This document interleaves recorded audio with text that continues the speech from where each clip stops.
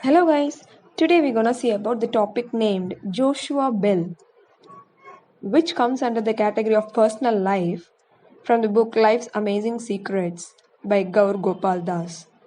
It is one part of Press Pause. So, as I already said in the previous video, it's psychological when we are thankful for what we have. We become poised to receive more. Otherwise, we tend to squander opportunities that may come before us. We must press pause and stop to smell the roses. So let's go into an example of how to press pause in today's video. It was Hans Christian Andersen who said, "When words fail, music speaks." But that is only the case if you make time to listen. If you see someone playing music in a public area, do you stop and listen? Do you ever give any change to show your kindness? Or do you hurry past in guilt, fearful of your lack of time? That winter morning, the Washington Post conducted an experiment to see if people would stop for one of the finest classical musicians in the world, playing the most elegant music ever written, on one of the most expensive violins ever crafted. The artist was the internationally renowned violinist Joshua Bell. Days before the experiment, Bell had filled Boston's stately Symphony Hall, where run-of-the-mill seats sell for $100. This was a test of context, perception, and priorities. Would people pause to appreciate beauty when it's right in front of them?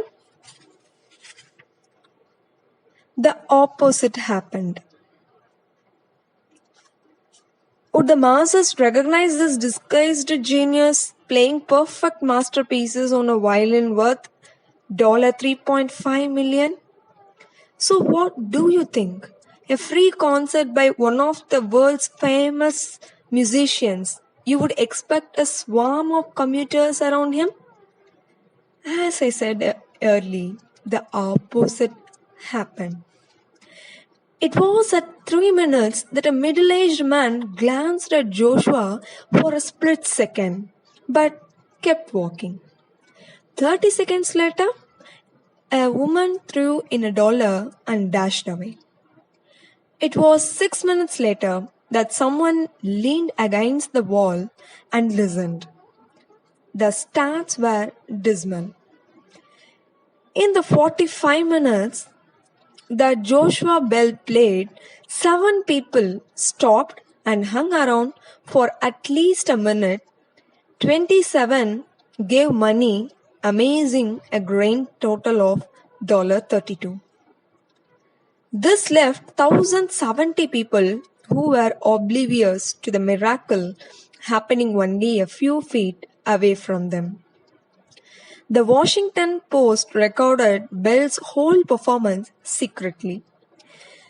Even at this accelerated pace, though the fiddler's movements remained fluid and graceful, he seemed so apart from his audience, unseen, unheard, otherworldly, that you find yourself thinking that he is not really there. A ghost. Only then do you see it. He is the one who is real. They are the ghosts, the article said. Can we label the 1,000 people who ignored Bell as unsophisticated?